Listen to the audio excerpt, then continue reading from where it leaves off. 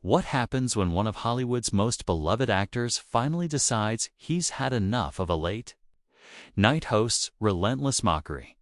You won't believe what unfolds when Johnny Depp sits down with Jimmy Kimmel for what was supposed to be a routine promotional interview, only to deliver one of the most explosive confrontations in late-night television history.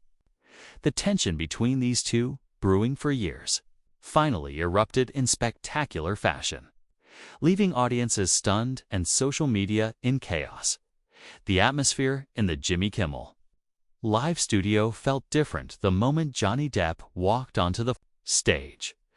While the audience erupted in enthusiastic applause, there was something in Depp's demeanor that seasoned industry observers immediately noticed. Gone was the playful, whimsical energy of his previous talk show appearances.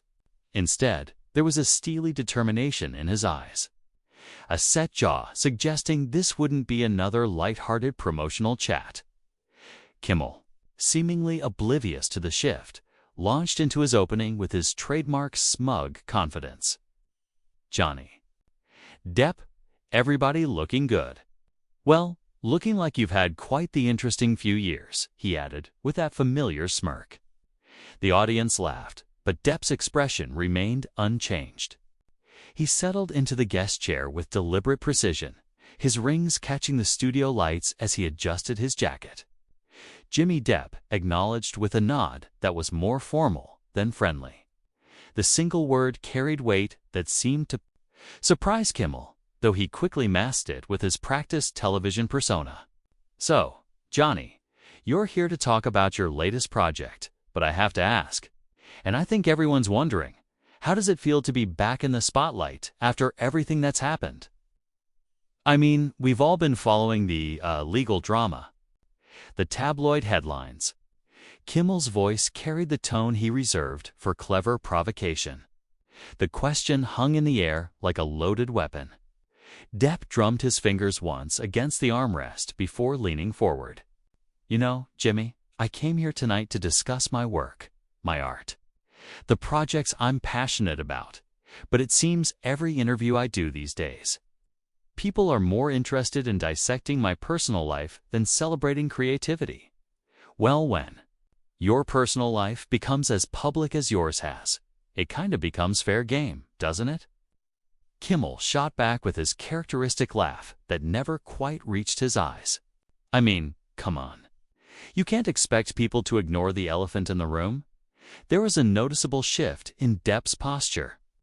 His shoulders squared, and for the first time, he made direct, unwavering eye contact with his host. The elephant in the room. Jimmy, is that what we're calling it? Because from where I'm sitting, it looks more like a host who's built his brand on punching down at people already dealing with enough. The audience fell silent. This wasn't the playful banter they expected on late-night television. This was raw, real. Kimmel's smile faltered before he tried to regain control with a laugh. Hey, now that's a little harsh, don't you think? I'm just doing my job here. People tune in to hear about what's happening in Hollywood. And you, my friend, have been happening quite a bit lately. Your job? Depp repeated slowly, his voice carrying a dangerous edge. Your job is to entertain people, Jimmy. But somewhere along the way, you seem to have confused entertainment with humiliation. There's a difference between comedy and cruelty, though I'm not sure you understand that distinction anymore. The tension in the studio was palpable. Camera operators moved in for tighter shots. Sensing something significant unfolding, Kimmel tried to deflect with humor. Wow, okay, somebody's feeling a little sensitive tonight. Look, Johnny, if you can't handle a little good-natured ribbing, maybe late-night television isn't the place for you. That comment sparked everything that followed. Depp's expression darkened, and when he spoke again, his voice was quieter but infinitely more menacing. Good-natured ribbing. Is that what you call the months of jokes about my personal struggles? The constant mockery of things that nearly destroyed my life and career. Jimmy, there's nothing good-natured about kicking someone when they're down. And that's exactly what you've been doing. Kimmel's face began to crack. The easy confidence he'd walked on with was evaporating as he realized this wasn't going according to script. Look, Johnny, comedy is supposed to push boundaries. That's what comedians do. We comment on current events, celebrities, the news. If you can't handle that, don't. Depp interrupted, cutting through Kimmel's words. Don't you dare hide behind the comedian excuse. I've worked with real comedians, Jimmy. People who understand the art of humor, the skill of making people laugh without making someone else cry. What you do isn't comedy. It's cruelty with a punchline. The studio had never been quieter. Even the production crew seemed frozen, uncertain whether to intervene or let this unprecedented moment continue. Kimmel was visibly struggling now. His usual arsenal of quick comebacks seemed depleted in the face of Depp's unflinching honesty.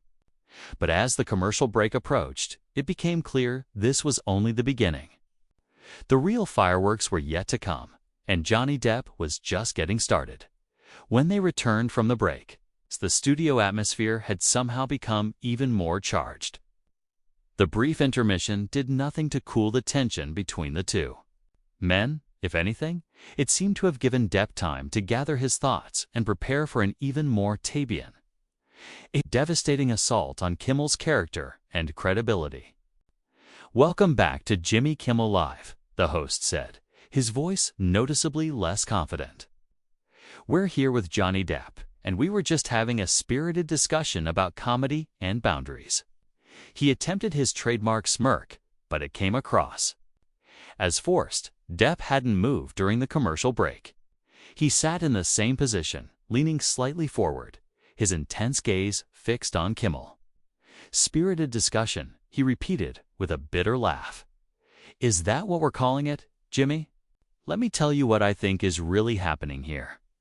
I think you've gotten so comfortable hiding behind your desk, making jokes at other people's expense, that you've forgotten there are real human beings on the receiving end of your punchlines. The audience was completely silent, sensing something unprecedented in late-night television. Kimmel shifted uncomfortably, fidgeting with his note cards. Johnny, look, I think you're taking this way too personally, Kimmel said, attempting to regain control. Every celebrity gets roasted a little. It comes with the territory. You're acting like I personally attacked you or something. Depp's laugh was cold and humorless. Personally attacked me, Jimmy, for months. You turned my lowest moments into your highest-rated segments. While I was fighting for my reputation, my career, my life, you were getting laughs by making me the butt of your jokes. You took a man's pain and turned it into your profit. That's not fair, Kimmel protested, but his voice lacked conviction. I make jokes about everyone, politicians, celebrities, public figures. It's what late night hosts do. You can't expect special treatment just because you're going through a rough patch. Special treatment. Depp's voice rose slightly, genuine anger flashing in his eyes. Jimmy, I'm not asking for special treatment. I'm asking for basic human decency. There's a difference between commenting on someone's public actions and reaping their personal destruction. You crossed that line a long time ago. Kimmel was now visibly sweating under the studio lights. His usual arsenal of deflection and humor proved useless against Depp's relentless honesty.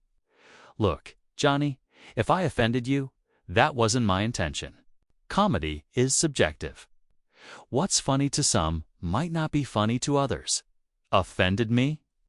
Depp leaned back, shaking his head slowly. Jimmy, you didn't offend me. You tried to destroy me. There's a difference.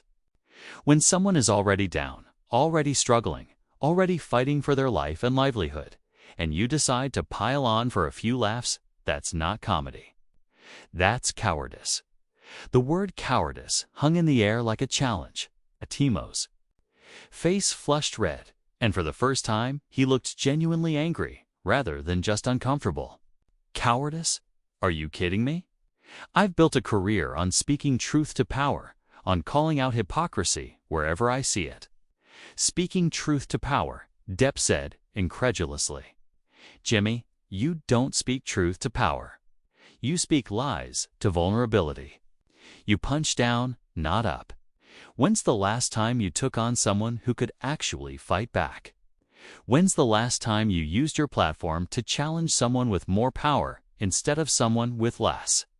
The accusation hit its mark. Kimmel's mouth opened and closed several times as he struggled for a response.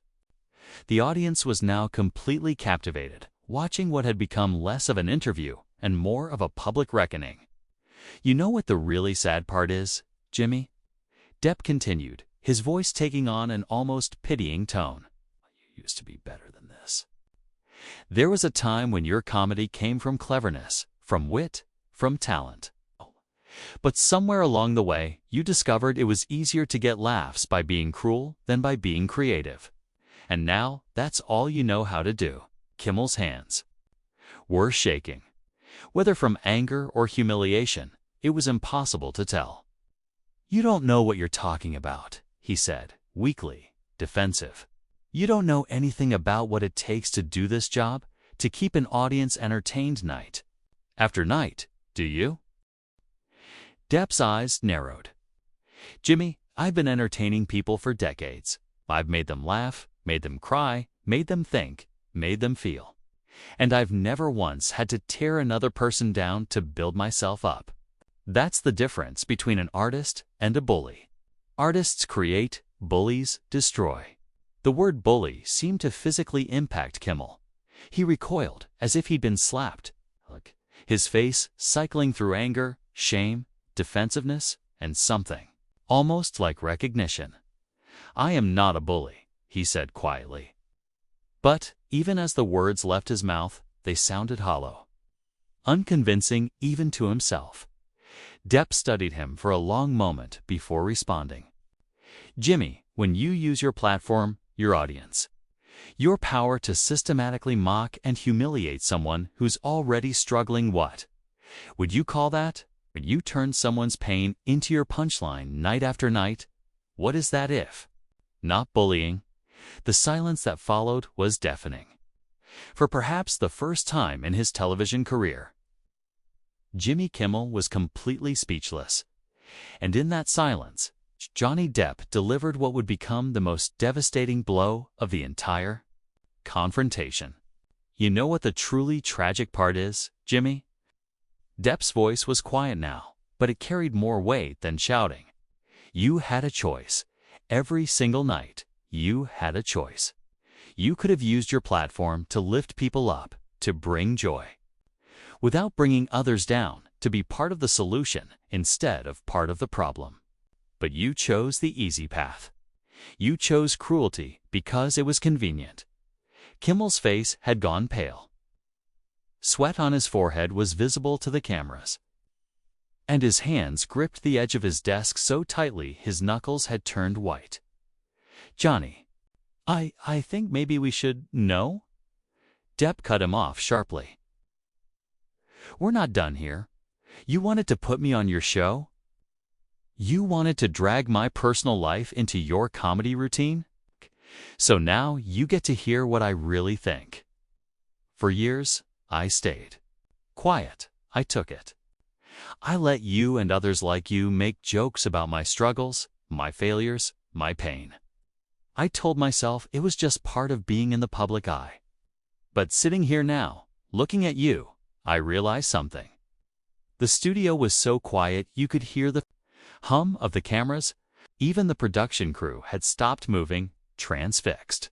What I realize, Depp continued, his voice gaining strength, is that staying silent doesn't make you noble. It makes you complicit. By not speaking up, by not calling out behavior like yours, I enabled it. I allowed you to think it was acceptable to treat people this way. Well, I'm done being silent. Kimmel tried once more to regain control. Johnny, look, maybe we got off on the wrong foot here. Why don't we start over? Talk about your new project. My new project. Depp laughed, but there was no humor in it. Jimmy, My new project is making sure people understand the difference between entertainment and exploitation. My new project. It's calling out people who hide behind comedy to justify their cruelty. My new project is you." The words hit Kimmel like physical blows. He slouched back in his chair, looking smaller, diminished. The confident, smug host who had started the show was gone. In his place sat a man thoroughly exposed, his carefully constructed persona crumbling in real time. "You see, Jimmy, the thing about bullies is that they only have power when their victims stay quiet. The moment someone stands up to them, the moment someone refuses to be intimidated or humiliated, that power evaporates. And right now, in front of your audience, in front of your cameras, I'm taking that power away from you." Depp stood up from his chair, his movement fluid and deliberate. The actions seemed to break whatever spell had held the studio in silence. There was a collective intake of breath from the audience as they realized what was about to happen. 4 months, you made me the punchline of your jokes. You took the lowest points of my life and turned them into your highest-rated segments. You profited from my pain, and you did it with a smile on your face and applause in your ears. What you never understood, Jimmy, I'm not just some celebrity for you to mock. I'm a human being. I'm someone's father, someone's friend, someone who has feelings and dignity and the right to be treated with basic respect. Kimmel was completely silent, staring up at Depp with something that looked like genuine fear. The tables had turned, completely. The hunter had become the hunted, and everyone in the studio could feel it. "You know what's going to happen now, Jimmy?" Depp asked, his voice carrying an ominous certainty. "People are going to see this. They're going to see you for what you really are. Not a comedian, not an entertainer, but a bully who got his comeuppance. They're going to see that behind all your jokes, your smugness, your fake charm, you're just a coward who picks on people who can't fight back." Depp began walking toward the edge of the stage, but he wasn't done talking. His voice carried clearly through the studio's sound system as he delivered his final verdict.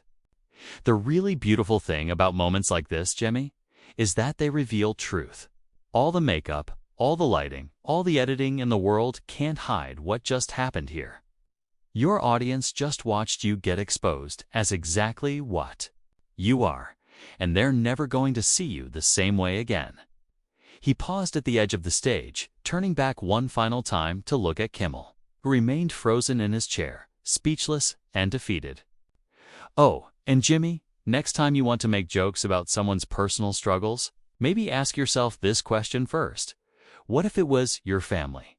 What if it was your children watching someone mock their father's pain for entertainment? What if it was you sitting in that guest chair, having the worst moments of your life turned into someone else's comedy gold?" The question hung in the air like a final judgment. Kimmel's mouth opened as if to respond, but no words came out. He had been completely and utterly destroyed, not by shouting or theatrics, but by simple, devastating truth. "Ty came here tonight, thinking maybe, just maybe, you'd surprise me. Maybe you'd show some growth, some maturity, some recognition of the harm you've caused. But you're exactly who I thought you were, and now everyone else knows it too." With that, Johnny Depp walked off the Jimmy Kimmel Live stage, leaving behind a stunned audience, a humiliated host, and a moment that would be replayed and discussed for years to come. The cameras continued rolling, capturing Kimmel's complete inability to respond, his face a mixture of shock, shame, and the dawning realization that his career would never quite recover from what had just transpired. As Depp disappeared backstage, the studio remained in absolute silence. Jimmy Kimmel, the man who had built his career on having the last word, the final punchline, the ultimate comeback, sat speechless at his desk, thoroughly and completely defeated by an actor who had simply refused to be a victim any longer. The show cut to commercial, but the damage was done in less than 30 minutes. Johnny Depp had accomplished something that years of criticism and controversy had failed to achieve. He had stripped away Jimmy Kimmel's facade and revealed the truth underneath. And that truth, broadcast live to millions of viewers, would change everything.